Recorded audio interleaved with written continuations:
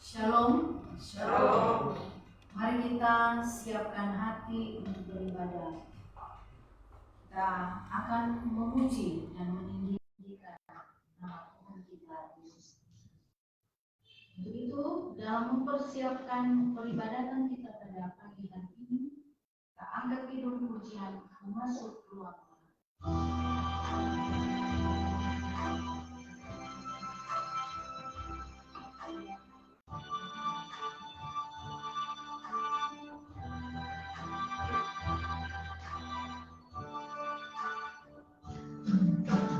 masuk ruang Maha Kudus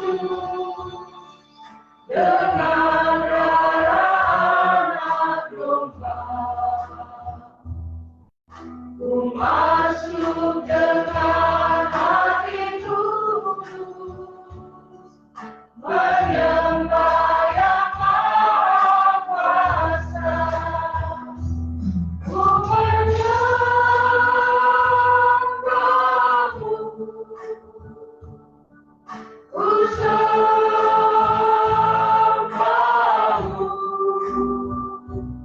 ku menyembahmu,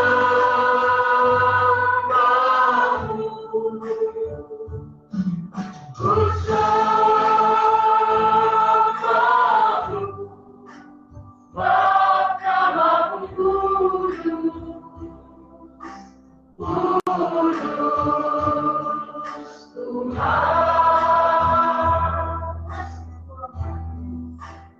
Mahkamah Kudus, Kudus Tuhan.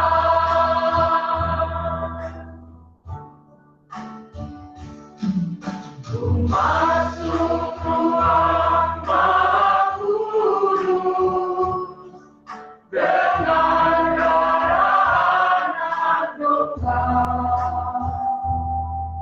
Ku masuk dengan hati tulus,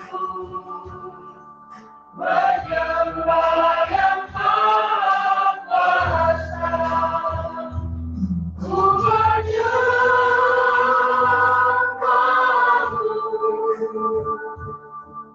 ku sembahmu,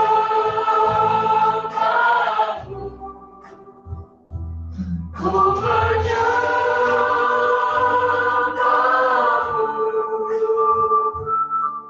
ku sembahmu, Mahkamah Kudus, Kudus Tuhan. Mahkamah Kudus, Kudus Tuhan.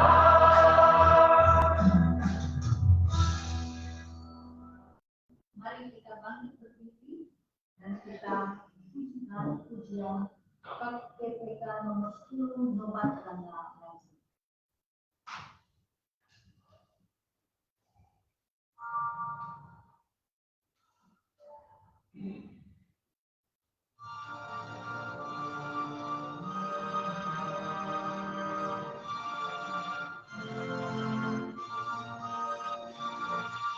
Nobatkanlah Raja, domba diletakkannya. Dengarlah suara pujian berkumandang lebar. Bangunlah jiwaku, bersorak dan puji Kristus yang mati gantiku selama-lamanya. Nobatkanlah Raja, Tuhan Sang Pengasih.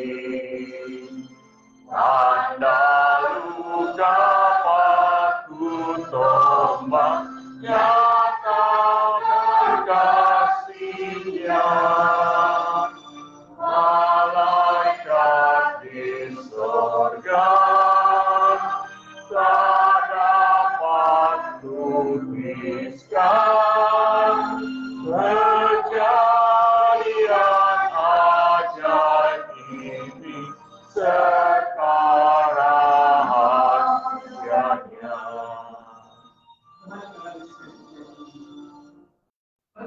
kepada kita adalah dalam nama Tuhan yang menjadikan langit dan bumi, yang tetap setia untuk selama-lamanya dan tidak meninggalkan perbuatan tangannya. Amin. Salam kasih karunia dan damai sejahtera dari Allah Bapa kita dan dari Tuhan Yesus Kristus kiranya menyertai kita semua. Amin.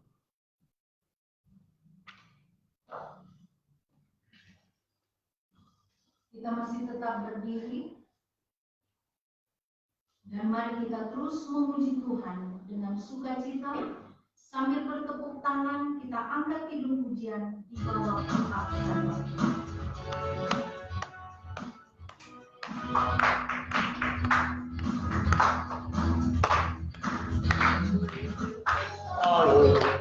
berada di hadirat-Mu. Aku ingin selalu berlindung dalam nama-Mu, di bawah kebak sayap-Mu, Kau bawaku terbang tinggi, melintasi langit biru, bagaikan raja wali. Bagai raja wali, melintasi gunung tinggi, bagai raja wali, melintasi badai hidup, di bawah kebak sayap-Mu, Kau bawaku terbang tinggi, melintasi langit biru, bagaikan raja wali. Aku ingin selalu berada di hadirat-Mu. Aku ingin selalu berlindung dalam nama-Mu, di bawah kebak sayap-Mu, Kau bawaku terbang tinggi, melintasi langit biru, bagaikan raja wali.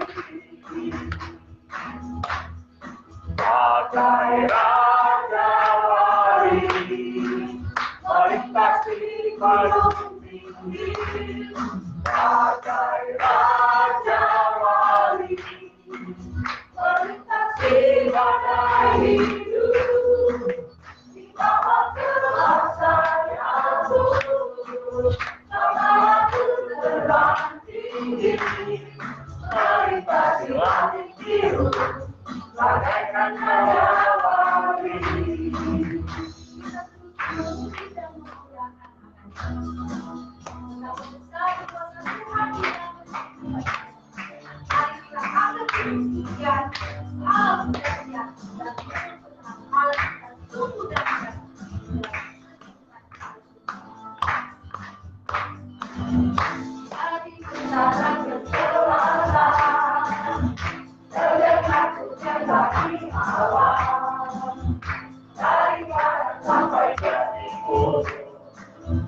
Nama Yesus disanjung tinggi, dari pulau-pulau lembah-lembah, gunung-gunung yang tinggi. Kemuliaannya disaksikan, kebesarannya diceritakan. Yesus, Yesus, nama Yesus, nama Yesus disanjung tinggi, dari pulau-pulau lembah-lembah, gunung-gunung yang tinggi. Allahku dahsyat berkuasa, seluruh bumi sujud menyembah, tinggikan nama-Mu. Allahku dahsyat berkuasa, seluruh bumi sujud menyembah, tinggikan nama-Mu.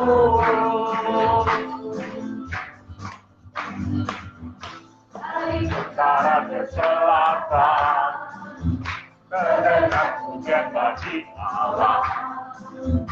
Dari barat sampai ke timur, nama Yesus disanjung tinggi.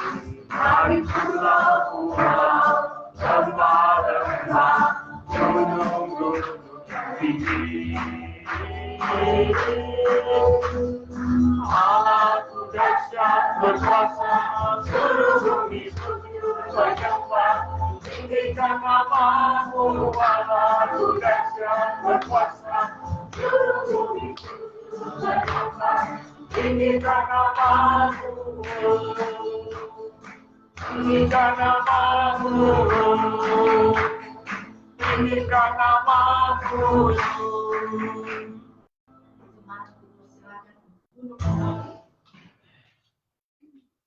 Kita tahu bahwa kita adalah orang-orang yang tidak luput dari kesalahan dan pelanggaran yang sering kali kita lakukan di dalam kehidupan kita. Karena itu sadarlah dan bertobatlah supaya dosamu dihapuskan. Kisah Rasul pasalnya yang ketiga ayat 19. Sebelum kita masuk dalam pengakuan dosa, mari kita menyanyikan pujian.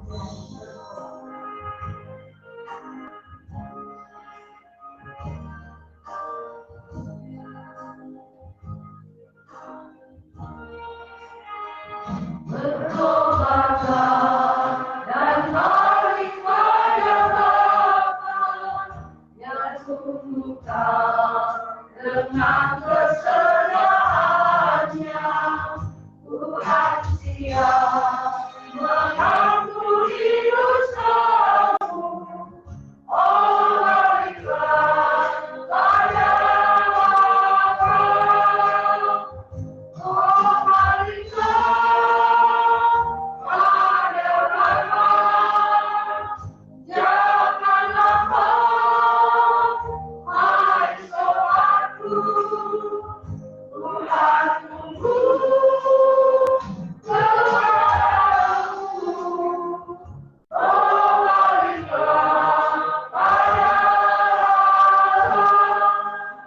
Mari kita kembali datang kepada Tuhan sambil masih terus memimpin kita dalam doa pengakuan.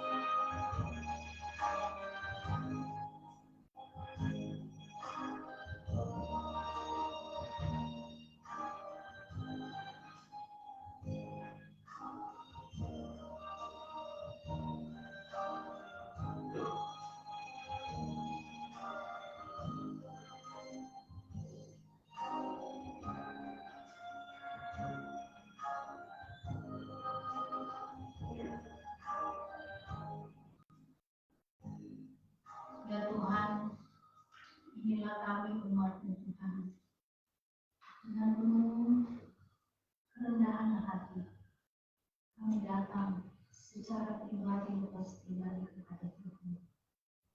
Kami sudah mengucapkan isi hati kami masing-masing Tuhan di hadapan-Mu. Tuhan, Engkau Maha mengetahui apa yang ada di dalam hati kami yang paling tersembunyi, apa yang ada di dalam pikiran kami yang sering kami olah Tuhan, menurut hawa nafsu kami, menurut pikiran kami manusia. Bahkan Tuhan, lewat tutur kata dan tindakan kami. Tuhan, kami datang kepadamu, mengakui akan setiap dosa dan kesalahan kami. Untuk itu Tuhan, kami mohon belas kasih-Mu. Biarlah Engkau Tuhan penuh dengan kasih sayang, penuh dengan kebaikan-Mu, penuh dengan kasih dan anugerah-Mu Tuhan, mau melawat kami pribadi lepas pribadi. Engkau mau menyucikan kami dari segala dosa dan kesalahan kami Tuhan, yang kami sudah lakukan di hadapan-Mu. Dan kami serahkan hidup kami sepenuhnya kepada-Mu Tuhan. Kiranya Tuhan Engkau menolong kami agar di hari-hari ke depan kami mau hidup menuruti kehendak-Mu Tuhan. Kami mau hidup menuruti jalan yang Engkau tunjukkan kepada kami lewat tuntunan kuasa Roh Kudus Tuhan. Terima kasih Tuhan atas pengampunan-Mu. Terima kasih Tuhan. Kami bersyukur kepada-Mu. Dalam nama Tuhan Yesus. Amin. Berita anugerah, kita bersyukur karena telah diampuni oleh Tuhan Yesus Kristus. Maka dengarkanlah berita anugerah yang tertulis dalam Roma 6 ayatnya yang ke-11.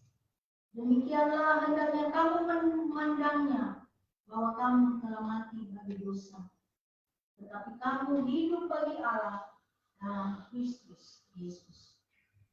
Kita akan sambut pengakuan dosa kita kepada Tuhan. Mari kita menaikkan kidung pujian KPPK 250 sejak Yesus Tuhan.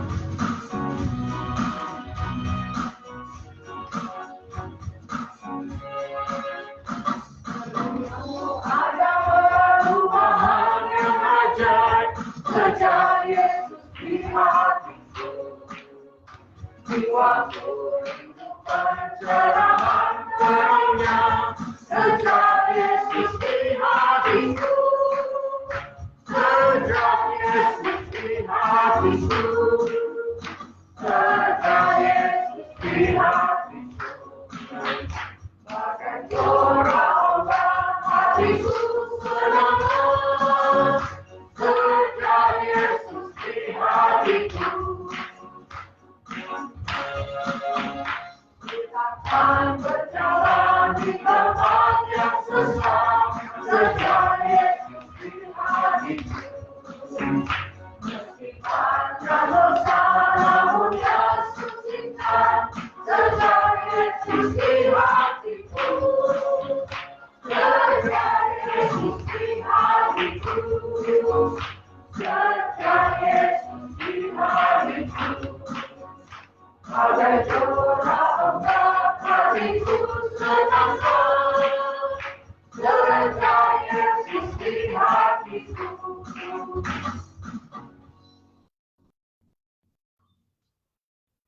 Marilah kita siapkan hati kita untuk membaca dan merenungkan firman Tuhan yang pada pagi hari ini kita akan dilayani oleh Ibu Pendeta Mary Palu. Dalam persiapan kita angkat kidung pujian Bila Kau Tak Datang.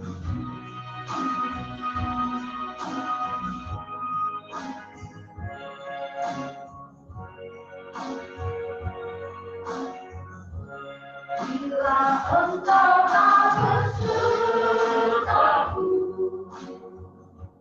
ku tak mau berjalan.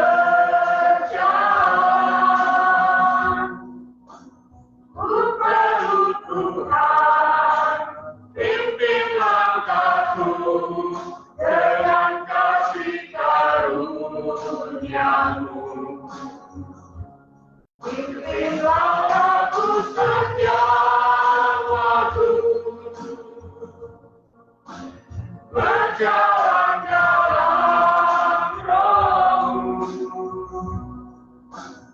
Nyatakan Tuhan kemuliaan-Mu dan berjalanlah denganku.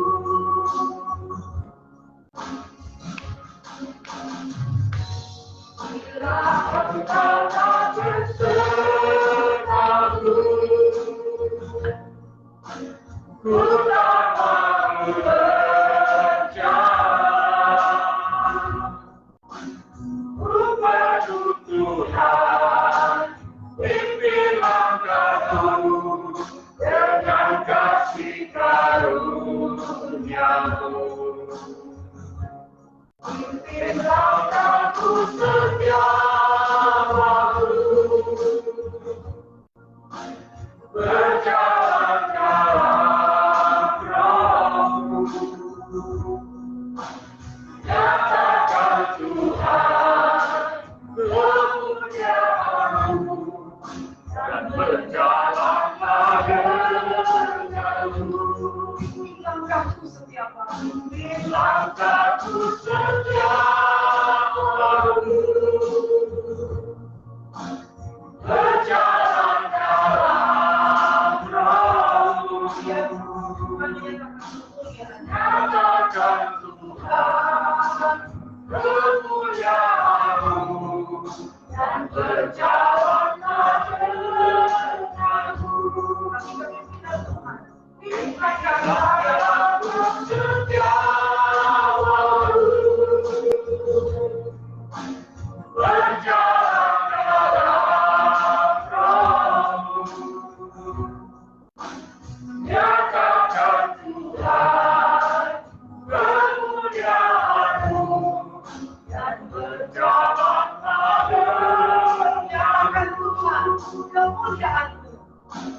Nyatakan Tuhan kemuliaan-Mu, dan berjalanlah denganmu.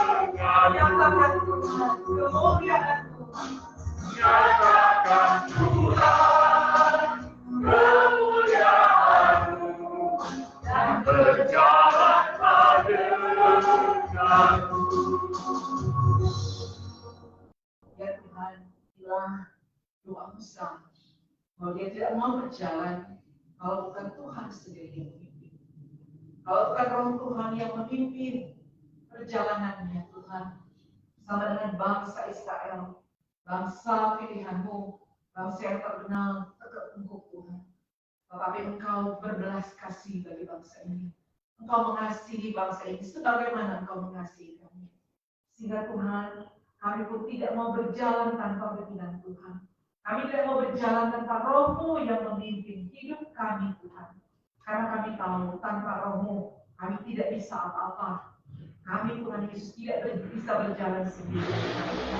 Hanya oleh pimpinan-Mu. Sehingga kami boleh melihat kemuliaan Tuhan yang besar, yang sungguh nyata di dalam hidup.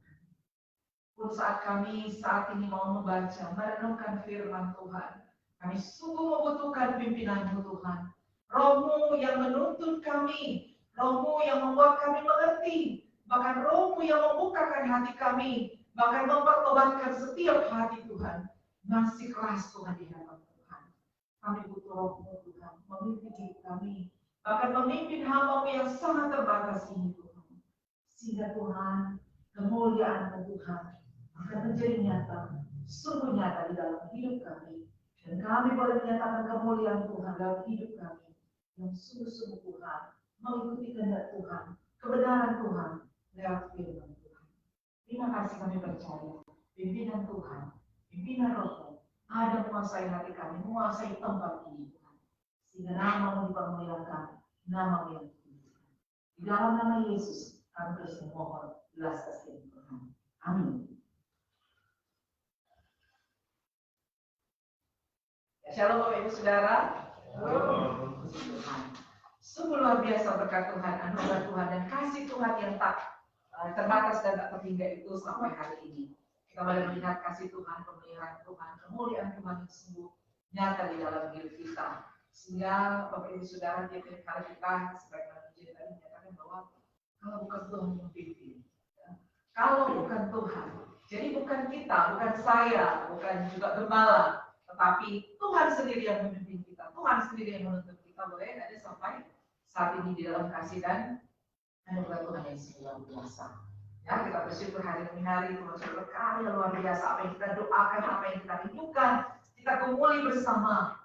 Tuhan menjawab segala sesuatunya tepat dan indah pada waktunya. Ya, jadi sudah kita iman kasih Tuhan. Sehingga ada kata lain yang saya mau ungkapkan ketika di minggu lalu jadi satu pesta iman kita semua-semua, yang bukan gembala dan saya sebagai penjemaat ini, tetapi pesta iman kita semua-semua. Jemaat GKRI, AKB, dan kalau bukan Tuhan yang memimpin, maka kita percaya semua ini tidak ada arti.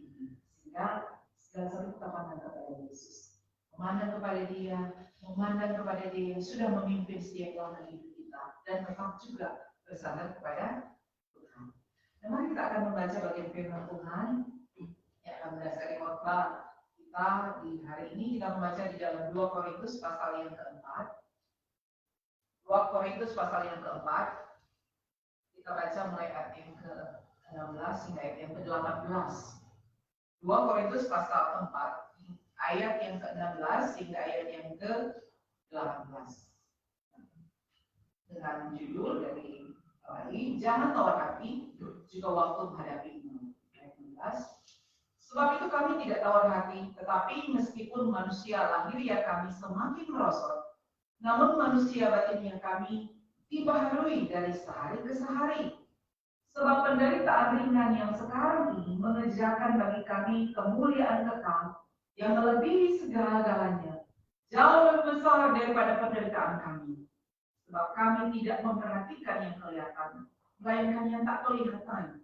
Karena yang kelihatan adalah sementara, sedangkan yang tak kelihatan adalah kekal. Demikian bagian firman Tuhan. Bapak Ibu Saudara, ketika menyiapkan lagu yang akan menjadi lagu pujian sepanjang ibadah di minggu yang lalu, saya bersama dengan Bapak Ibu Bacipianus berdiskusi lagu apa yang akan kita nyanyikan. Karena memang kita harus mengatur segala sesuatu dengan sebaik-baiknya. Dan puji Tuhan, ada satu lagu yang saya rindu dinyanyikan, yaitu Sebenarnya Ku Tak Layak, yaitu lagu pengakuan dosa. Kenapa saya memilih lagu ini? Sebenarnya Ku Tak Layak. Ini mengingatkan saya, bahkan kita semua, bahwa sebenarnya kita nggak layak. Ya, di hadapan Tuhan kita nggak ada satu orang pun yang layak. Firman Tuhan mengatakan bahwa kita semua sudah berbuat dosa. Semua manusia sudah berbuat dosa dan telah kehilangan kemuliaan Allah. Tetapi Kristus yang adalah gambaran Allah, anak Allah sendiri, mau datang di tengah-tengah dunia ini untuk memilihkan gambar kita, gambar diri kita manusia yang sudah rusak oleh karena dosa, sehingga dikembalikan kepada gambar yang semula, ciptaan Allah yang semula bagi kita manusia yang adalah serupa dan segambar dengan Dia, yang diciptakan di dalam kemuliaan. Puji Tuhan, kita semuanya adalah gambaran Allah yang mulia. Kita harus mengingat itu, gambaran Allah yang mulia yang sebenarnya sudah rusak oleh karena dosa dan pelanggaran kita. Tapi Allah mengembalikan kemuliaan yang sudah rusak dan hancur itu karena dosa, pelanggaran dosa awal, dosa yang kita perbuat manusia, dikembalikan menjadi mulia, menjadi ciptaan yang baru, ciptaan yang indah, mulia, dan itu harusnya menjadi kesadaran kita. Tapi juga kita ingat bahwa sebenarnya kita ini tidak layak. Ini kan menjadi kesadaran antara gentar, sedih, tetapi juga merasa sangat bersyukur. Jadi mengatakan sebenarnya ku tak layak. Kita tak layak Bapak Ibu Saudara. Namun ku diberi rahmat-Mu. Cuma rahmat dan anugerah Tuhan semata. Cuma karena kasih karunia Tuhan yang semata, sehingga kita menjadi layak. Ini masih menjadi ucapan syukur yang tak terhingga. Mari kita menyadari bahwa kita sudah diselamatkan oleh Tuhan. Anugerah Tuhan yang sangat besar, yang luar biasa. Harganya apa? Seharga darah Kristus. Seharga apa? Tubuh yang tercabik-cabik. Seharga apa? Ketika Dia diam, diolok, dihina, dipermalukan di depan banyak orang. Itulah harga yang Kristus bayar. Sehingga ketika Dia berkata sudah selesai atau sudah lunas, itulah harga kita Bapak Ibu Saudara. Sehingga kita tidak boleh menyia-nyiakan anugerah rahmat yang sudah Tuhan berikan bagi kita, ya. Nggak layak. Sehingga firman saya saat ini adalah never give up. Ya. Artinya apa? Jangan pernah menyerah di dalam kehidupan ini. Kenapa? Karena Yesus pun tidak menyerah ketika di kayu salib. Dia menyerahkan diri dengan sengaja Bapak Ibu Saudara, ya, bukan karena terpaksa, tapi Dia menyerahkan dirinya. Dia tak menyerah terhadap kita manusia yang berdosa. Dia tak pernah menyerah. Kalau Tuhan menyerah, waktu di Taman Getsemani, Dia berdoa, kalau boleh cawan ini lalu. Tetapi di akhir kalimat Yesus berkata, doanya, tapi bukan kehendakku, tetapi kehendak Bapa yang jadi. Kehendak Bapanya itu apa? Dia harus mati gantikan kita yang berdosa ini. Tuhan Yesus tidak pernah menyerah terhadap kita. Harus ingat. Yesus never give up to us. Dia tidak pernah menyerah terhadap kita. Bahkan sampai saat ini pun Dia tidak pernah menyerah. Oleh karena berdosa dan kesalahan kita. Sehingga Bapak Ibu Saudara, tema ini saya angkat untuk mengingatkan kita semua bahwa kita tidak pernah menyerah terhadap dosa-dosa yang terus menggerogoti, menggoda kita untuk hidup berbalik daripada apa yang sudah Tuhan perbuat. Ketika kita sudah dibenarkan, kita sudah disucikan oleh darah yang kudus, harusnya kita terus maju memandang kepada salib yang ada di terus membenarkan kita. Bukan hanya sekedar gambar, bukan hanya sekedar pajangan, tapi ketika kita memandang salib ini, kita ingat bahwa salib juru selamat Yesus Tuhan kita tergantung di atasnya dalam keadaan kondisi yang hancur, tubuh yang hancur. Oleh karena apa? Dia tidak mau menyerah terhadap iblis, godaan iblis. Dia tidak mau menyerah terhadap keinginannya sendiri, tapi dia mau menyerah terhadap kehendak Bapa untuk menyelamatkan kita manusia. Sehingga Bapak Ibu Saudara, firman Tuhan yang berbicara, Paulus berbicara menuliskan kepada jemaat yang ada di Korintus. Dia mengatakan, sebab itu kami tidak tawar hati. Artinya apa tawar hati? Menyerah. Tawar hati sudah tidak ada rasa lagi. Kita sering bilang kan, aduh sudah ada rasa. So tawar kita perhati terhadap dia, terhadap masalah ini, terhadap gereja, terhadap sesama, bahkan terhadap Tuhan. Tapi Paulus bilang, kami tidak tawar hati. Meskipun apa, tubuh lah dia ini sudah merosot. Maka dia mengalami banyak sekali pergumulan di dalam kehidupannya. Tapi Paulus tawar hati. Kenapa? Kita mundur lagi ke belakang di dalam ayat yang 1. Paulus kembali mengingatkan jemaat di Korintus, bahkan bagi kita semua, oleh kemurahan Allah. Oleh karena kemurahan Allah, Allah yang bermurah hati kepada kita yang sebenarnya tidak layak ini. Oleh karena kemurahan Allah, Paulus mengatakan bahwa kami telah menerima pelayanan ini. Karena itu kami tidak tawar hati. Paulus merasakan bahwa dia tidak boleh menyerah, tidak boleh tawar hati. Kenapa? Karena kemurahan Allah yang sudah diberikan kepada dia, manusia yang sebenarnya tidak layak, manusia yang sudah berdosa, manusia yang begitu jahat di mata manusia, bahkan di mata Tuhan. Tapi Paulus sudah diselamatkan oleh Tuhan. Sehingga dia berkata, bahwa hanya kemurahan Allah semata. Sehingga tidak ada alasan bagi dia, bahkan bagi kita semua untuk menyerah. Di dalam salah satu terjemahan mengatakan, that is why we never give up. Oleh karena itu, alasannya kenapa kita tidak menyerah. Meskipun apa? Meskipun tubuh ini, ya kan dikatakan di sini, meskipun tubuh atau manusia lahirnya kami semakin merosot, tetapi tubuh ini atau manusia batinnya ini, kerohaniannya makin hari dilalui. Kenapa? Oleh karena kemurahan Allah. Jadi Paulus mau menggambarkan begini, sekalipun mungkin di dalam pandangan manusia apa yang dia alami, waktu demi waktu dia mengalami kemerosotan, dia mengalami rentang hidup yang banyak sekali mengalami pergumulan. Hidupnya, tubuhnya, dagingnya ini seolah sudah tidak ada harganya untuk manusia. Tapi di dalam sini, secara spiritual, kerohaniannya semakin hari semakin baru, ya kan? Fresh. Ini boleh semakin mau dibilang orang Islam bilang makin peor, ya makin dari artinya. Tetapi ini di dalam sini, kata Paulus, aduh itu baru terus, fresh terus, nggak ada matinya sebenarnya. Dan ini menjadi satu sukacita bagi Paulus, sehingga dia mengatakan, sebab itu kami tidak tawar hati. Kami tidak tawar hati. Ketika kita memasuki usia yang katakanlah umur yang puncak ya dalam kehidupan, masa muda itu setelah lulus SMA, ya setelah lulus SMA biasanya orang muda itu merasakan bahwa dia ada di dalam puncak hidupnya, memandang ke depan itu rasanya dunia itu miliknya, ya kan? Mulai proses mencari penghidupan ke masa depannya yang terbentang di depan mata itu rasanya bagaikan ini itu akan selama-lamanya. Itu akan selama-lamanya. Penuh dengan energi, penuh dengan cita-cita, penuh dengan pengharapan yang luar biasa. Sehingga kita berpikir bahwa kita akan menikmati segala sesuatunya dengan penuh dengan kesenangan. Masa depan yang cerah, harapan yang begitu luar biasa. Tapi Bapak Ibu Saudara, ketika kita diperhadapkan pada 20 tahun ke depan, 20 tahun ke depan yang masih usia 50-an tahun ke atas, mulai menyadari, waktu ini semakin merosot, saya pun semakin menyadari. Saya pikir, aduh, ini masih umur, betul, masih umur 40, masih 50 ini, nggak sadar. Kadang-kadang nggak sadar, masih pikir ini masih umur 20-30-an ya, nggak sadar. Tapi ketika mengerjakan hal-hal yang berbau fisik, baru sadar, aduh, sebuah. Ternyata sangat terbatas. Dan benar Bapak Ibu Saudara, tahukah kita sebenarnya bahwa tubuh kita ini, tubuh manusia diprogram untuk menuju kematian? Nah, bagaimana mungkin ya? Karena menurut salah satu penelitian, ya saya hanya membaca buku ya, dan saya teruskan berita. Banyak orang mungkin tahu sadar bahwa makin hari akan semakin lemah, tetapi tidak menyadari, tahu tapi tidak sadar ya.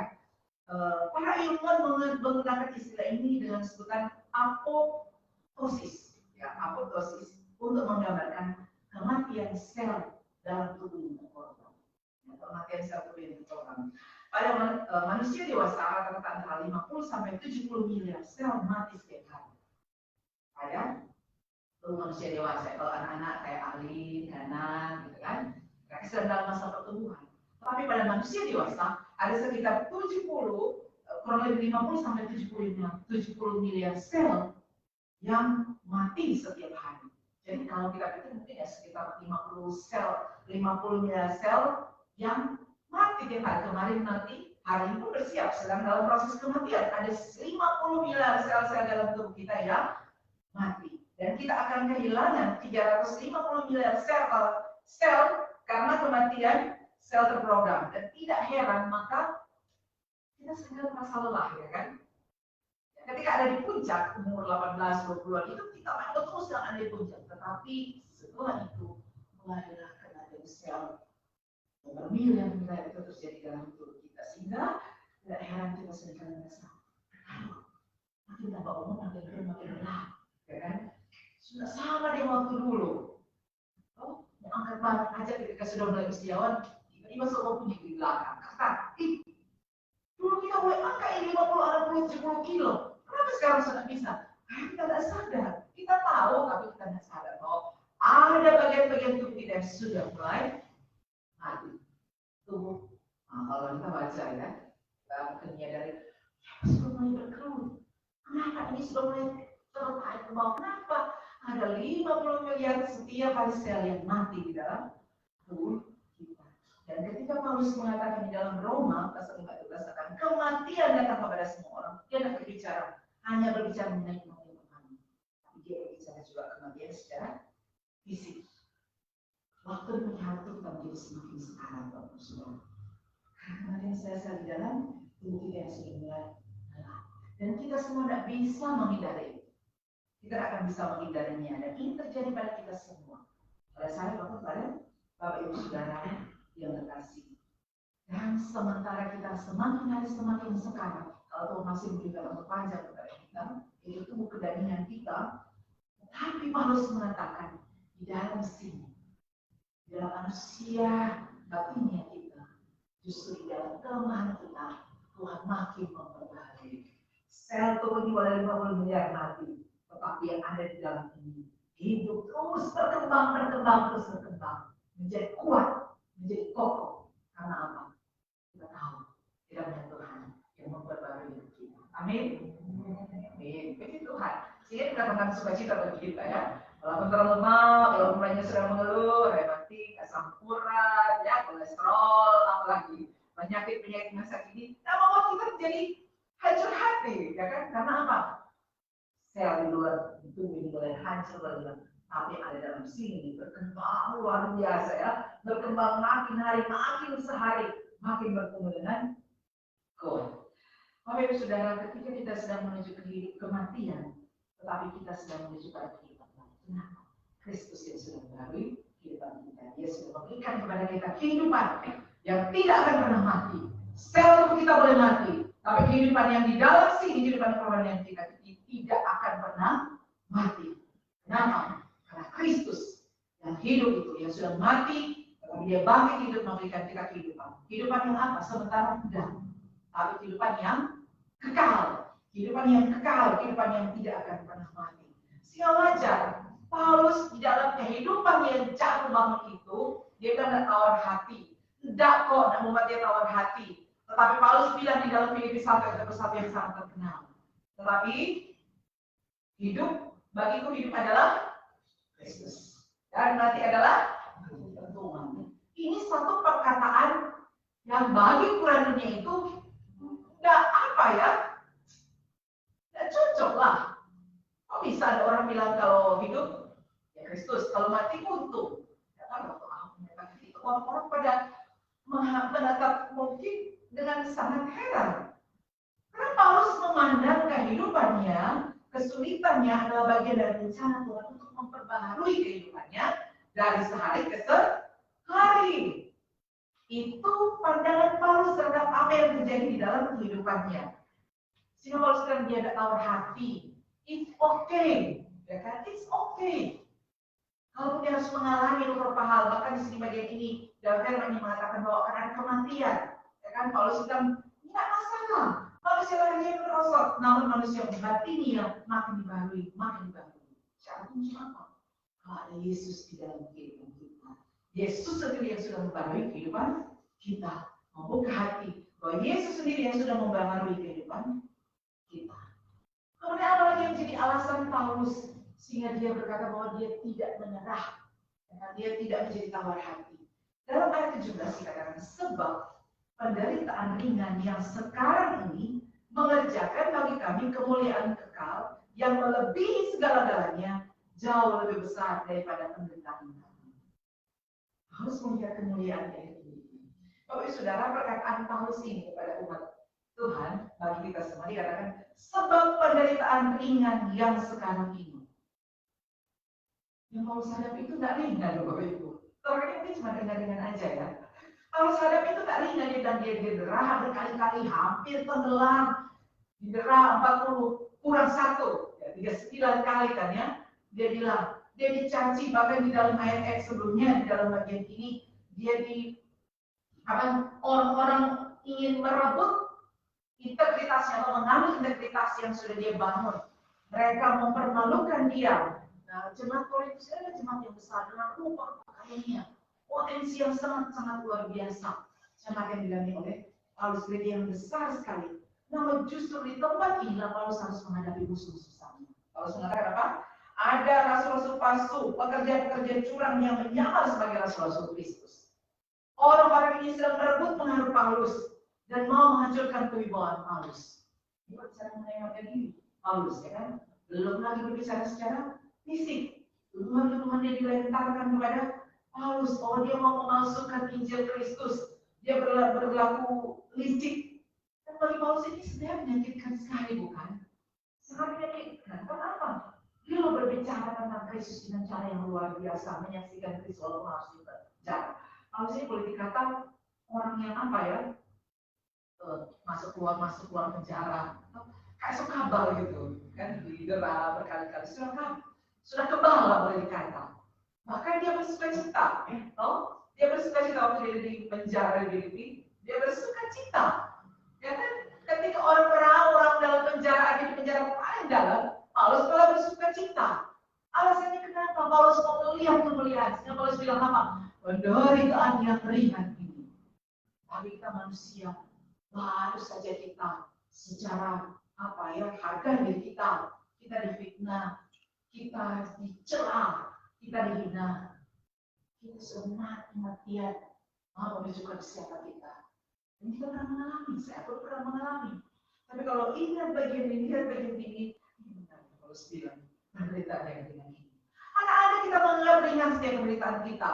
Ketika kita kehilangan usaha kita, pekerjaan, keluarga kita menganggap itu tidak ringan. Tapi kenapa Paulus bilang ini ringan? Kenapa bagi Paulus dia bilang ini adalah hal yang sangat-sangat ringan sebenarnya? Ini sangat berat sebenarnya bagi kita semua. Tetapi Paulus berkata, ini ringan dari Tuhan. Karena dia melihat satu hal yang lebih besar. Dia melihat bahwa ini ringan dibandingkan kemuliaan kekayaan yang dia terima. Ini tidak ada apa-apanya dibandingkan kemuliaan yang sudah siapkan bagi dia. Kemuliaan yang jauh lebih besar dari penderitaan yang dia alami. Sehingga ini membuat Paulus tidak tawar hati. Bapak Ibu Saudara, berapa kali kita semua dihadapkan dengan tugas yang kita lakukan dengan sungguh-sungguh tapi tidak dihargai oleh orang, oleh pimpinan kita. Bukan penghargaan, malah mungkin tuduhan, cercahan. Ada seorang pegawai yang mengeluh, saya bukan main, kerja baik-baik, mati-matian yang lain teman kantor saya santai-santai, enjoy menikmati. Saya datang tepat waktu, saya kerja mati-matian di kemajuan perusahaan, tapi saya dapat apa? Saya malah dituduh bicara keuntungan perusahaan ini. Gimana boleh tahan muka saya? Saya memberontak. Sebenarnya tidak enak ya. Tidak enak ketika kita dituduh, tidak enak ketika apa yang kita lakukan tidak mendapatkan penghargaan sama sekali. Saya bilang, kamu mau memperlihatkan, kamu bekerja untuk siapa? Ya untuk perusahaan. Saya tidak mau senangkan pimpinan. Bagaimana kalau mereka tidak senang? Saya tidak senang. Bagaimana kalau mereka tidak menganggap sama tidak senang? Itulah bedanya. Ketika kita bekerja untuk Tuhan dan kita bekerja untuk manusia. Ketika manusia tidak menghargai, kita menjadi kecil. Kalau kita melihat Tuhan, penghargaan Tuhan berikan, kemuliaan Tuhan berikan bagi kita semua, kita akan kena kecewa. Seperti Paulus.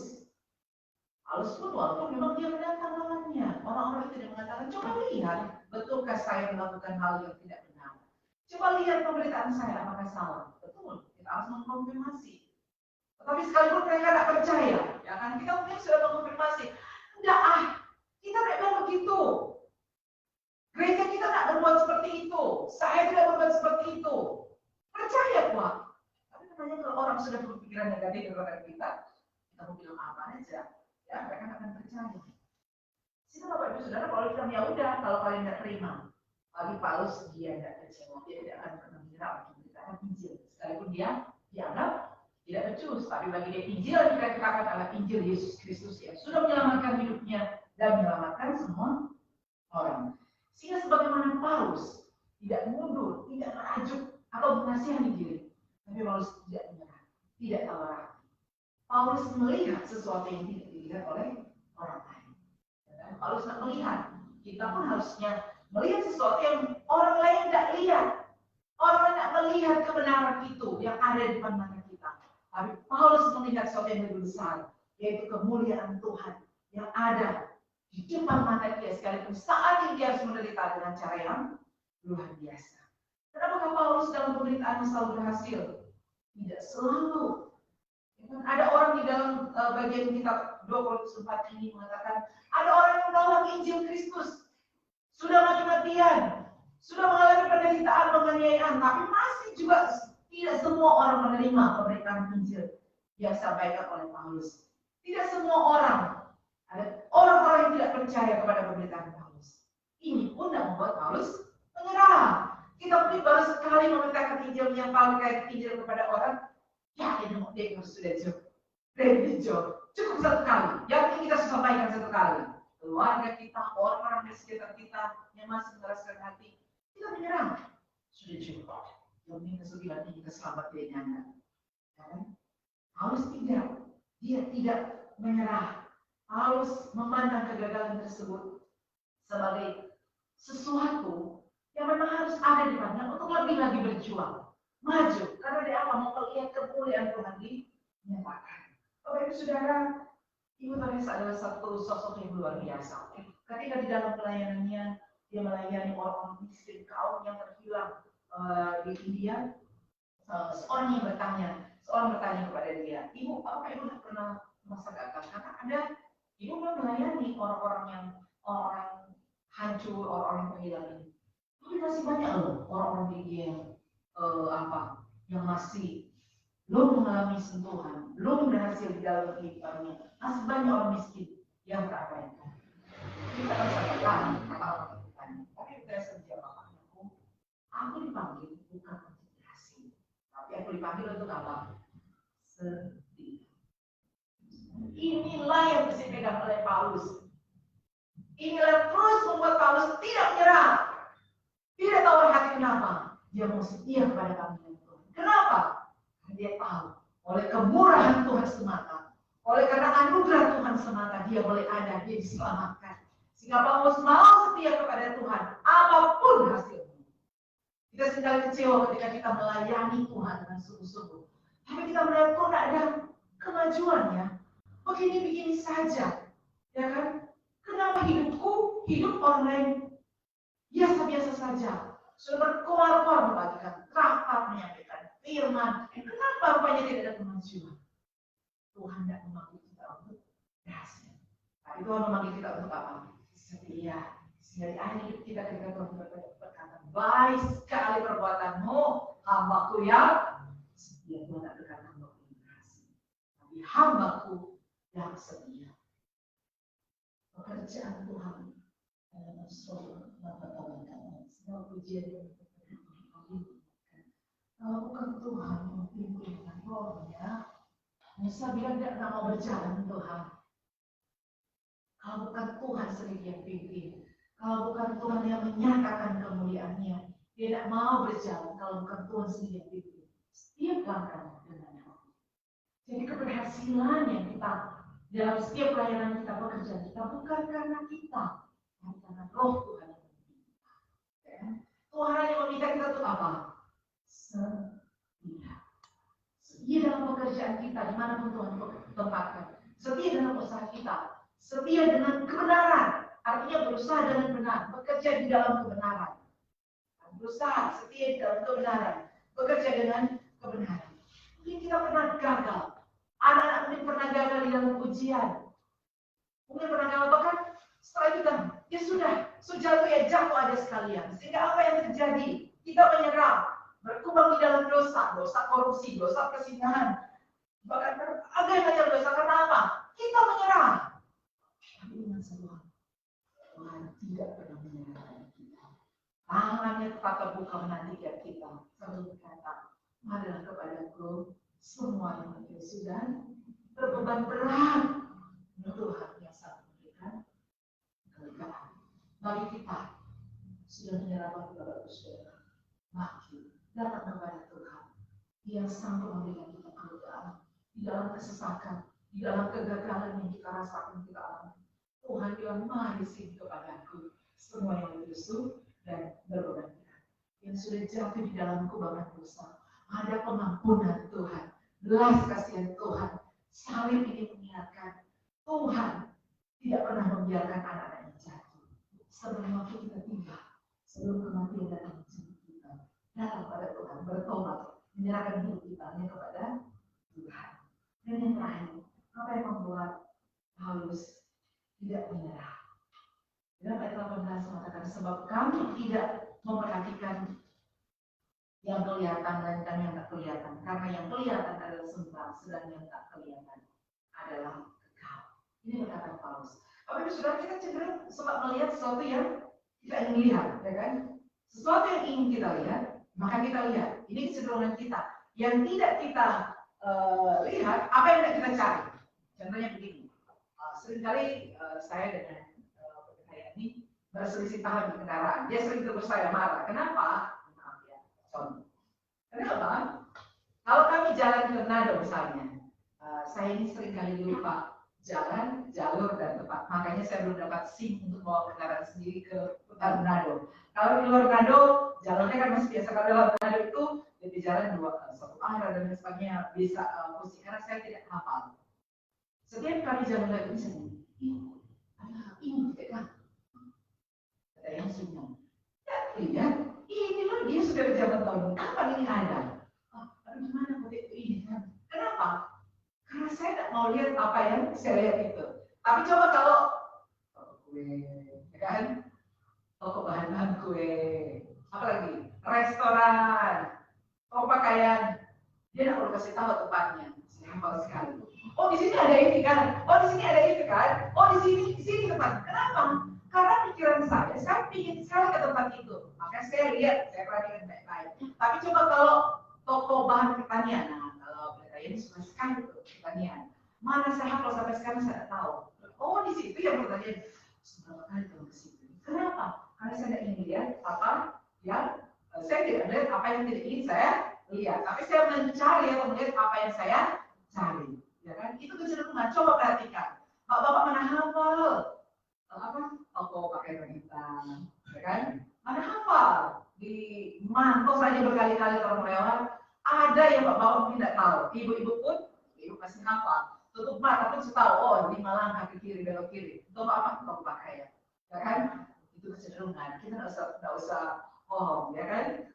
Kita tutup mata aja kita sudah hafal. Kenapa? Karena manusia kecenderungannya lebih suka melihat apa yang ingin dicari, tapi tidak mau melihat apa yang tidak ingin dicari. Hal yang sama dalam hal spiritual, Bapak Ibu Saudara.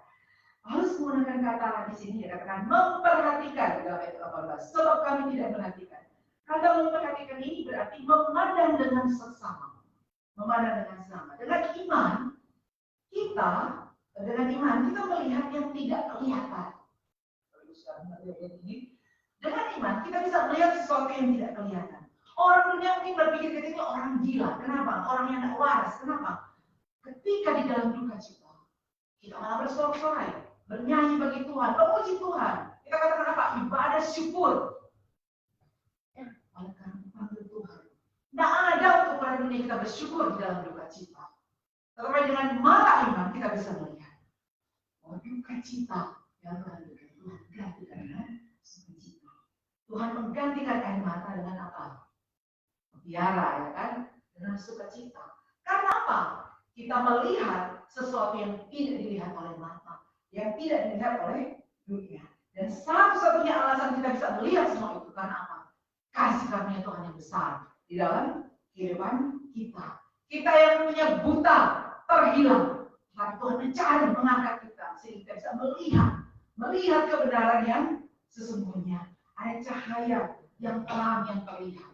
Bapak Ibu Saudara, kita lebih suka melihat sesuatu yang kelihatan itu. Makanya kita seringkali mendandani, ya kan, majelis saya bersyukur waktu di acara penghabisan minggu lalu, adik saya mendandani saya supaya katanya cantik di hari spesial. Dia maksa saya untuk memakai bulu hasil. Tidak mau. Saya mendandani kalau mau pakai bulu hasil. Tidak mau. Kenapa? Nanti pas penghabisan bukan sibuk. Kenapa sih kan ada mata kita ya? Bukan sibuk membaca pengakuan sibuk cari bulu mata di lantai. Kenapa? Tidak mau saya, ya kan? Kita cenderung ini untuk mendandani apa yang ada di depan kita. Saya memang harus tampil cantik, ya. Tetapi kalau waktu kita, energi kita, hidup kita hanya habis untuk mendandani apa yang kelihatan, kita tidak akan bisa lagi memberikan waktu yang baik untuk mendandani yang ada di dalam si kehidupan kerohanian kita. Mendandani dengan apa? Kan kalau wanita tidak baca ada blush on, alis, eyeshadow dan lain sebagainya, lipstick. Apa sih ya perlengkapan yang kita gunakan untuk mendandani yang ada di dalam sisi kita bisa melihat supaya jadi lebih? Ya memang Tuhan. Ya memang Tuhan. Ini perlengkapan yang sangat penting. Ya memang Tuhan. Doa. Nanti relasi yang intim dengan Tuhan itu sangat penting. Adalah perlengkapan yang sangat penting. Hubungan yang intim dengan Tuhan. Hubungan yang intim dengan sesama anggota persekutuan. Nah, ketika kita menyadari bahwa Tuhan telah memberi kita mata untuk melihat yang tidak kelihatan, kita melihat pergumulan penderitaan kita sebagai sesuatu cara Tuhan untuk semakin membaharui kehidupan dan ini kita. Yang dunia tidak lihat, dunia tidak pernah melihat. Mereka menertawakan kita orang percaya, orang Kristen yang selalu berkata, puji Tuhan. Haleluya, walaupun di dalam penderitaan, kesakitan, dalam air mata pun kita masih berkata, puji Tuhan. Terima kasih Tuhan Yesus kebaikan Tuhan. Bapak Ibu Saudara, ini adalah anugerah Tuhan. Ketika Tuhan membuka mata kita untuk melihat sesuatu yang tidak terlihat. Kenapa? Karena kemudian ini namanya pengharapan di dalam Tuhan. Pengharapan di dalam Tuhan, Bapak Ibu Saudara. Sehingga ketika di minggu lalu kita semua bersuka cita. Saya berdoa kepada Tuhan, ini bukan akhir Tuhan. Ini bukan puncak Tuhan. Apa yang kami rindukan. Ini adalah titik awal. Tuhan suruh. Dan Tuhan mau. Kita berjuang bersama-sama. Berjuang bersama jemaat, majelis, simpatisan, aktivis yang ada apa? Menjalankan cinta-cinta itu. Untuk membawa ciuman kasih yang kita sudah alami, yang sudah menjadi sukacita kita semua anugerah yang sudah kita alami dalam hidup kita ini.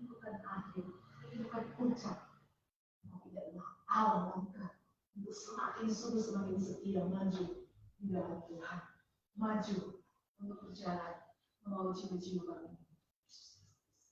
Sehingga Bapak Ibu Saudara, hari ini mungkin kita di dalam kesesatan, hari ini mungkin kita di dalam pergumulan yang sangat berat.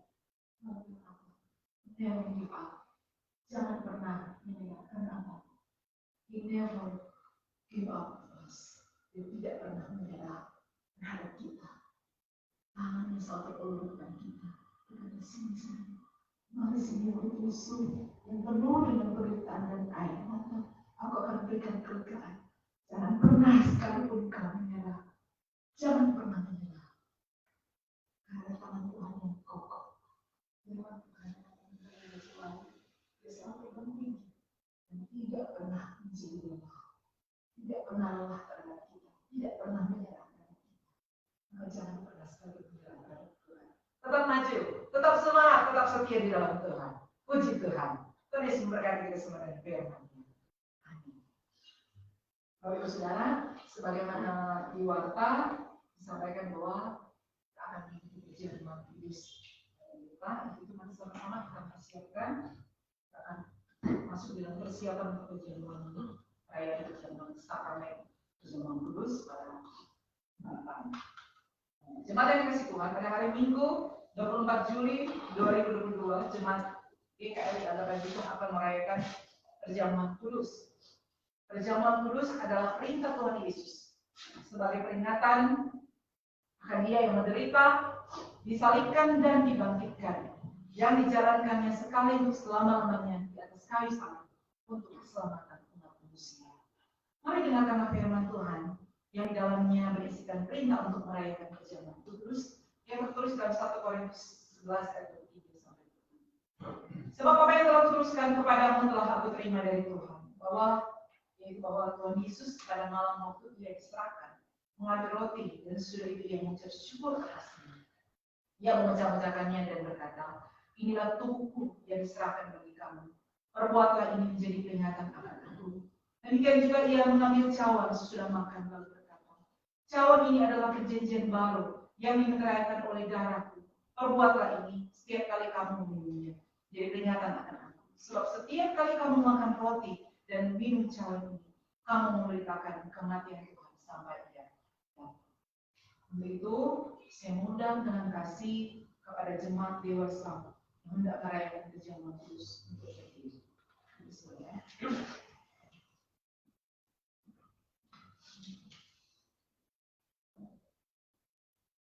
Kepada saudara-saudara anggota tubuh Kristus yang hendak merayakan perjamuan kudus, kami bertanya, yang pertama, apakah saudara-saudara akan lebih lagi mempersiapkan diri untuk merayakan perjamuan kudus dalam kepercayaan kepada Allah Bapa Pencipta langit dan bumi, dan kepada Yesus Kristus Tuhan dan Juru Selamat, dan kepada Roh Kudus? Yang kedua, apakah saudara-saudara mempersiapkan diri dengan mau mentaati firman Tuhan, supaya perjamuan kudus dirayakan sesuai dengan kehendak Yesus Kristus Tuhan dan Juru Selamat kita? Apakah jawab saudara-saudara? Pujilah Tuhan, jawaban, keyakinan, dan kerinduan untuk mempersiapkan diri masuk dalam sakramen perjamuan kudus. Mari kita berdoa. Tuhan Yesus, inilah kami jemaat-Mu yang berkomitmen untuk mempersiapkan diri dan ambil bagian dalam perayaan perjamuan kudus pada tanggal 24 Juli 2022. Tolong dan mampukan kami menjaga kehidupan yang sementara dijalani, agar hidup di dalam kekudusan, tetap melakukan apa yang Tuhan kehendaki, sehingga di hari yang ditetapkan pada hari Minggu nanti kami boleh mengambil bagian dalam merayakan sakramen perjamuan kudus. Dan hari-hari hidup kami boleh terus berkenan kepada-Mu, Tuhan. Terima kasih firman-Mu juga sudah berbicara kepada kami, Tuhan. Hidup yang terus maju, setia, berjuang bersama dengan Tuhan. Mampukan kami, Tuhan, untuk terus berjuang hidup dalam kebenaran. Kami tidak menyerah terhadap dosa, tapi menyerahkan hidup kepada Tuhan. Teguhkan firman ini, teguhkan hati kami untuk menyiapkan diri kami. Dan biar Tuhan tolong kami. Kalau bukan Tuhan yang pimpin, kalau bukan Roh-Mu yang pimpin, kami percaya itu sia-sia. Untuk itu kami memohon Roh-Mu pimpin kami untuk setia, untuk menjaga kehidupan kami, menjaga kekudusan kami, dan hidup memperkenankan Tuhan. Di dalam nama Yesus kami berdoa. Amin. Sekarang dulu, Tuhan Yesus memberkati kita semua yang mau mengambil bagian dalam perjamuan kudus dan memberkati kita semua dengan firman. Amin. Tuhan berkati. Saya kembalikan kepada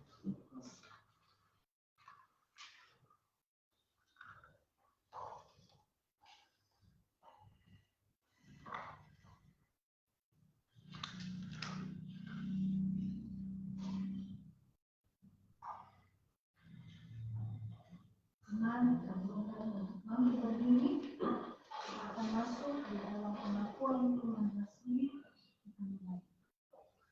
Aku percaya kepada Allah, Bapa yang Maha Kuasa, Pemilik langit dan bumi, dan kepada Yesus Kristus, Anak yang tunggal Tuhan kita, yang dikandung daripada Roh Kudus, lahir dari darah Maria, yang menderita sengsara di bawah pemerintahan Pontius Pilatus, disalibkan, mati dan dikuburkan, turun ke dalam kerajaan maut. Pada hari yang ketiga bangkit pula dari antara orang mati, naik ke surga, duduk sebelah kanan Allah, Bapa yang Maha Kuasa, dan akan datang dari sana untuk menghakim orang yang hidup dan yang mati.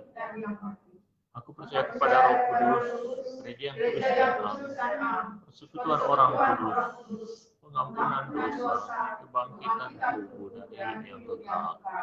Amin. Kembali silakan duduk kembali.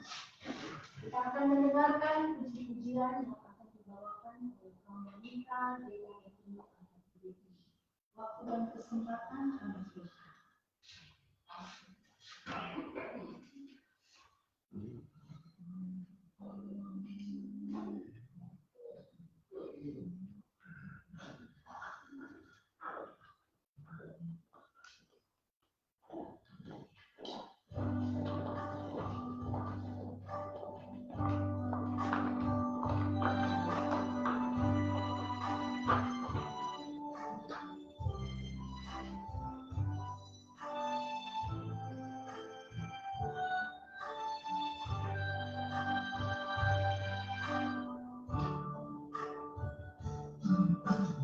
Dalam segala perkara, Tuhan punya rencana yang lebih besar dari semua yang terpikirkan. Apapun yang kau perbuat, ada maksud jahat. Sebab itu kulakukan semua dengan munduran. Ku tak akan menyerah pada apapun juga, sebelum ku coba semua yang ku bisa, tetapi ku berserah kepada kehendakmu. Hatiku percaya Tuhan punya rencana.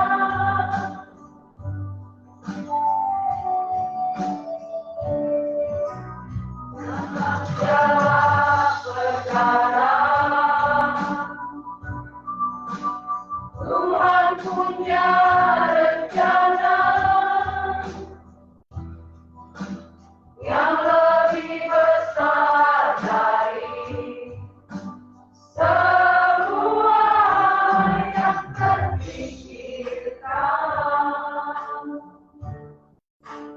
Apapun yang kau perbuat, tak ada maksud jahat.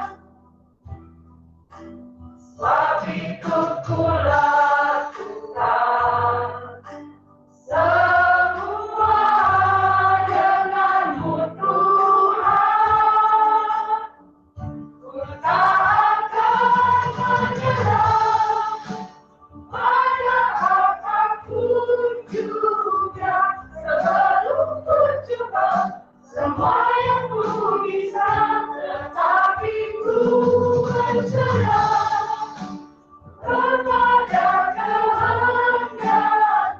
Hatiku percaya Tuhan punya rencana.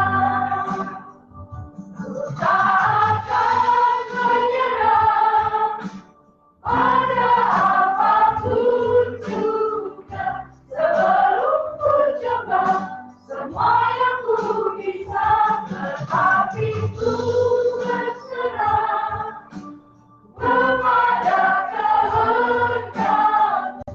Hatiku percaya Tuhan punya rencana.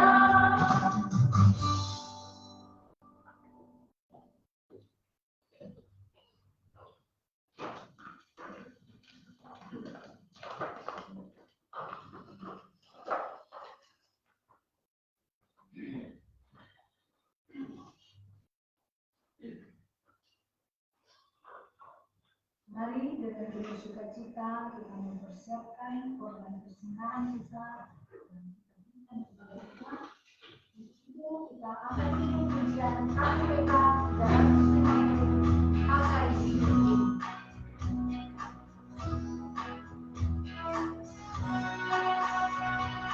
Maka hidupku ini seluruh roda jiwaku, pakai tanganku ini untuk digerakkan, digerakkan hatiku. Pakai kakiku ini, lihatlah ikutku. Pakai suaraku ini, selamanya memuji, memuji Kristus Tuhan.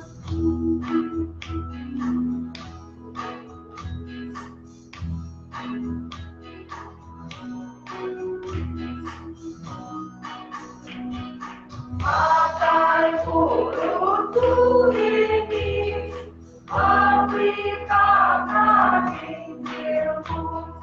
Pakai mataku ini, seluruhnya bagimu, bagimu ku relakan.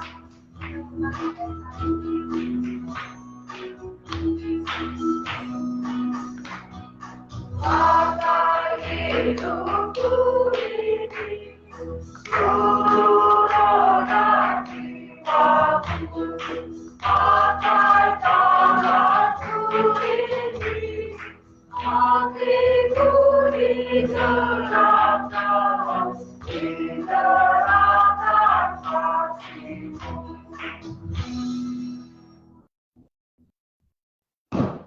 Berdoa, biarlah kerinduan kami Tuhan, hidup kami, apa yang Tuhan berikan bagi kami, seluruhnya boleh dipakai oleh Tuhan untuk kemuliaan nama-Mu. Biarlah Tuhan menolong kami boleh terus melangkah di dalam kehidupan ini, dan hidup ini boleh menyenangkan hati Tuhan. Terima kasih untuk hamba firman-Mu yang sudah boleh menyampaikan tentang firman Tuhan bagi kami. Biarlah firman Tuhan yang boleh disampaikan boleh menjadi berkat bagi kami untuk kami melangkah, tidak pernah menyerah, karena Tuhan yang bersama-sama dengan kami. Berkati hamba-Mu Tuhan, untuk boleh terus menjadi berkat, melayani-Mu Tuhan, menjangkau banyak orang bagi Kristus, berkati seluruh keluarga yang ada, terpuji nama Tuhan. Bahkan semua yang boleh melayani di ibadah hari Minggu ini Tuhan, biarlah Tuhan memberkati, menolong dalam setiap kehidupan yang Tuhan percayakan untuk boleh memuliakan dan menyenangkan. Terima kasih Tuhan. Dan kami berdoa bersama-sama, kami ada di tengah-tengah bangsa dan negara Indonesia ini.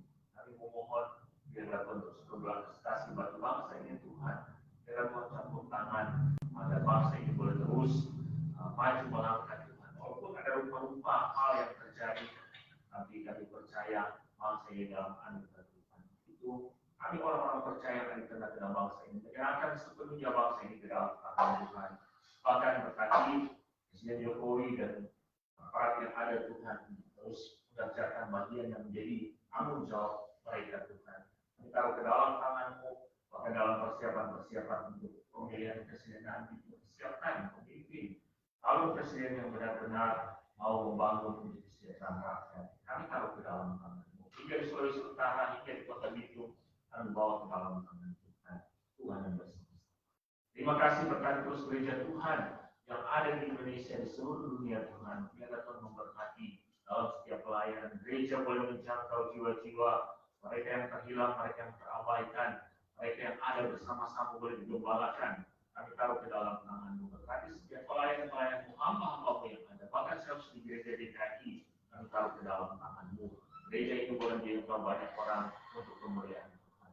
Terima kasih Tuhan. Maka 100 dimatikan di Bitung. Berkati semua hamba-hamba-Mu yang ada Tuhan, sebagai pendeta, sebagai majelis, sebagai jemaat, simpatisan yang ada. Tuhan tahu keberadaan kami semua. Tuhan tahu sampai hal yang mungkin kami sendiri tidak tahu. Biarlah Tuhan tolong kami. Kami serahkan ke dalam tangan-Mu. Berkati pelayanan gereja ini sepanjang hari yang ke depan, minggu ke depan, bulan dan tahun-tahun ke depan. Biarlah Tuhan memberkati, Tuhan menolong. Dan Tuhan berkenan ada tanah gereja nanti, kami taruh ke dalam tangan-Mu Tuhan. Yang bersyukur untuk tempat ini yang sudah boleh kami pakai selama ini dan ke depan juga Tuhan kami pakai. Walaupun Tuhan berkenan, Tuhan siapkan juga tempat yang baru bagi kami yang boleh dipakai untuk kemuliaan Tuhan, menjangkau banyak jiwa bagi kemuliaan Tuhan. Terima kasih Tuhan, terpujilah Engkau. Kami menyerahkan ke dalam tangan-Mu setiap jemaat, biarlah Tuhan awal pribadi lepas pribadi, tengah-tengah tanggung jawab hidup rumah tangga, suami istri, orang tua dan anak-anak. Kami taruh ke dalam tangan-Mu Tuhan. Pergumulan-pergumulan yang ada, jemaat-jemaat yang ada yang sakit, kami taruh ke dalam tangan Tuhan. Orang yang terus mengalami pemulihan, biarlah Tuhan sama pulihkan. Bahkan setelah kami yang lain dengan pergumulan-pergumulan yang ada, dengan hal-hal yang dialami, kami taruh ke dalam tangan-Mu Tuhan. Anak-anak di masa liburan dan sudah memasuki masa sekolah lagi, kami taruh ke dalam tangan Tuhan. Biarlah Tuhan memberkati. Di tengah-tengah usaha dan pekerjaan, Tuhan tahu setiap kami terus berjuang berusaha.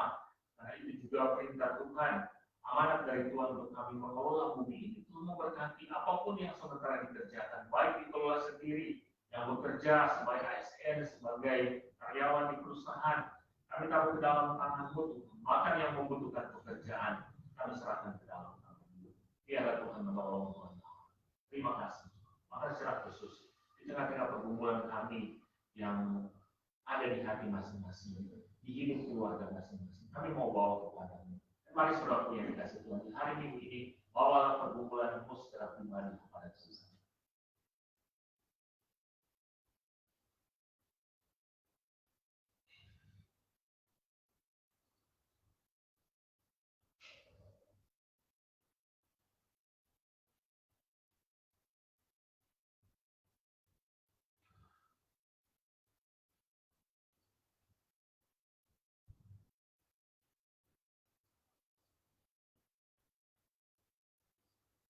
Pilihlah masing-masing pribadi kami, keluarga kami, kerinduan kami, jawablah tepat waktu sesuai dengan maksud dan rencana Tuhan.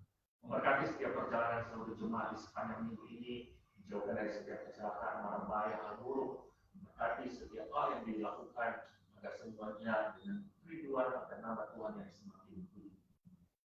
Terima kasih Tuhan, setelah kami akan berulang tahun di sepanjang minggu ini, kami taruh dalam tangan-Mu, biarlah Tuhan juga terus berkati kehidupan mereka di tahun yang baru yang akan mereka alami di sepanjang minggu ini. Terima kasih Tuhan. Kami bersyukur untuk berkat-berkat Tuhan dalam hidup dan pekerjaan kami. Hingga ada bagian yang menjadi milik Tuhan yang kami bawa kepada-Mu Tuhan.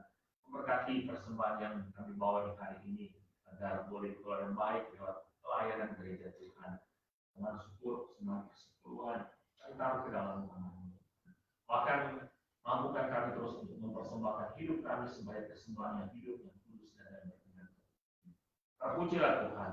Kami bawa doa ini dan menyerahkan hidup kami, keluarga kami di sepanjang minggu ini ke dalam tangan-Mu yang penuh kasih. Sampai kami juga ada di hari Minggu di minggu depan untuk boleh beribadah di tempat ini maupun di gereja kami yang Tuhan siapkan bagi kami. Terpujilah Engkau Tuhan. Ini doa doa kami bawa di dalam nama Tuhan Yesus Kristus dan kami akhiri dengan doa Bapa kami yang Tuhan ajarkan kepada kami. Bapa kami yang di surga, dikuduskanlah namamu, datanglah kerajaan-Mu, jadilah kehendakmu. Berikanlah kami pada hari ini makan kami yang secukupnya, dan ampunilah segala kesalahan kami belum salah kepada kami. Dan jangan bawa kami dalam percobaan, tapi lepaskan kami dari yang jahat. Karena Engkau yang punya kerajaan dan kuasa dan kemuliaan sampai selama-lamanya. Amin.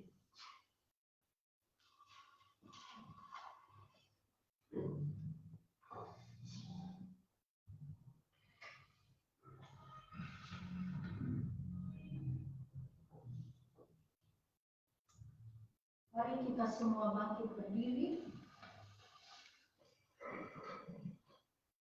Kita akan mengakhiri ibadah ini dengan menyatakan bahwa segala pujian dan hormat dan kemuliaan hanya bagi Tuhan. Mari kita pujikan pujian doksologi, doa penutup dan berkat akan disampaikan oleh Ibu Pendeta Mary Moka.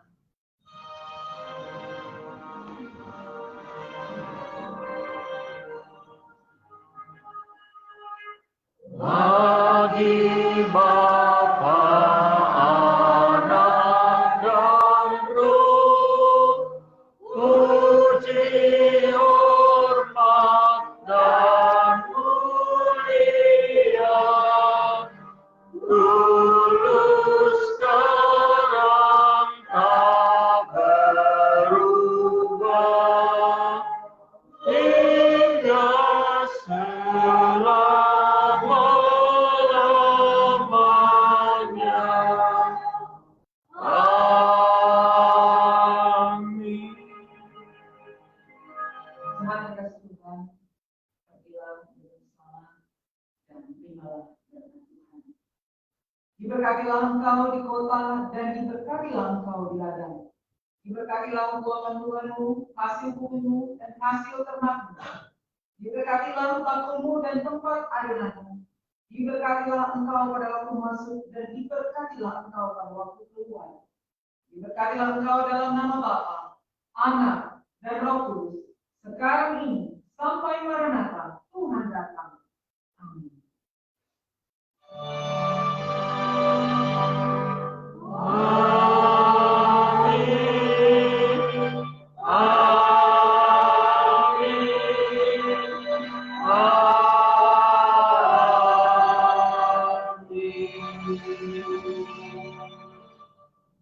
Mari